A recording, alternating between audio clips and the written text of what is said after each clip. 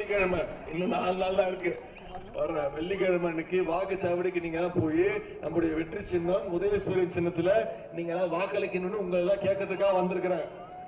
ஆனா இங்க வந்து பார்த்ததுக்கு அப்புறம் தான் உங்களுடைய எழுச்சி, உங்களுடைய உணர்வு, உங்களுடைய வேகத்தை பார்க்கும்போது நீங்க ஏற்கனவே முடிவு பண்ணிட்டீங்க, வெற்றி உறுதியாயிடுச்சு. 40 தொகுதியில சில தொகுதிகள் ஏற்கனவே வெற்றி உறுதியாயிடுச்சு. போலிங் முடிஞ்சு கவுண்டிங் முடிஞ்சிச்சு. கரெக்டா? என்ன சின்னம்? சுத்தமா சொல்லுங்க, என்ன சின்னம்? கையை காட்டி சொல்லுங்க, என்ன சின்னம்?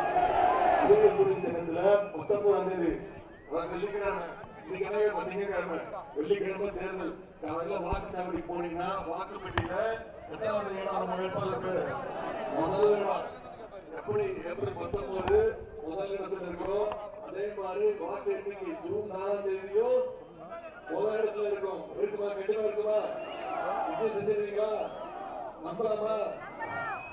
2019 நாடாளுமன்ற தேர்தலுக்கு பிரச்சாரத்துக்கு வந்திருந்தேன்.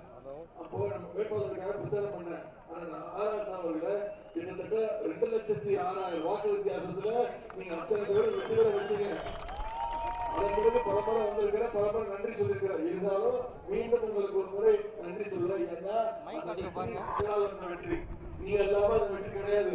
உங்களுடைய உழைப்பு, உங்களுடைய தேர்தல் பிரச்சாரம், கூட்டணி கட்சிகளுடைய தேர்தல் பிரச்சாரம், இவங்க அத்தனை பேரோட உழைப்பு இல்லாம அந்த வெற்றி இல்லை. இந்த முறை நான் உங்ககிட்ட வேண்டி கேட்டுக்கொள்வதெல்லாம், சென்ற முறை 2,06,000 வாக்கு வித்தியாசம், இந்த முறை அதை விட அதிகமான வாக்கு வித்தியாசத்துல ஜெயிக்க வைக்கணும். செய்வீங்களா? நிச்சயம் பண்ணுவீங்களா? போன முறை நம்முடைய எதிரணியினர்லாம் ஒன்னா சேர்ந்து ஒரே அணியா வந்தாங்க. இந்த முறை எல்லாம் பிரிஞ்சு நாடகம் ஆடிட்டு வராங்க. எனவே நீங்க முடிவு எடுக்கணும்.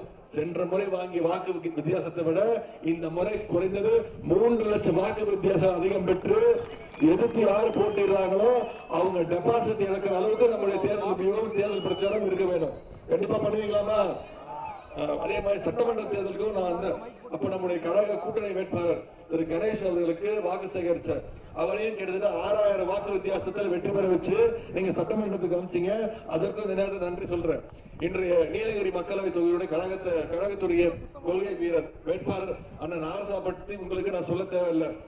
கழக துறை பொதுச் செயலாளர் அண்ணன் ராசா அவர்களுக்கு நான் வாக்கு வைக்க வந்திருக்கிறதே எனக்கு மிகப்பெரிய ஒரு பெருமை. பெரியாருடைய கொள்கை வடிவம், பேரறிஞர் அண்ணாவுடைய அறிவு வடிவம், முத்தமிழ் கலைஞருடைய சுயமரியாதை வடிவம், இன்னும் சொல்ல போனா கலைஞர் அவர்களால் தகத்தாய சூழலிலிருந்து போராட்டத்தை பெற்றவர்தான் நம்முடைய கழக வேட்பாளர், நம்முடைய கலைஞருடைய அன்பு தம்பி, நம்முடைய தலைவருக்கு தளபதி, எனக்கு அரசியல் வழிகாட்டி. செய்திகளை உடனுக்குடன் தெரிந்து கொள்ள உடனே சப்ஸ்கிரைப் பண்ணுங்க.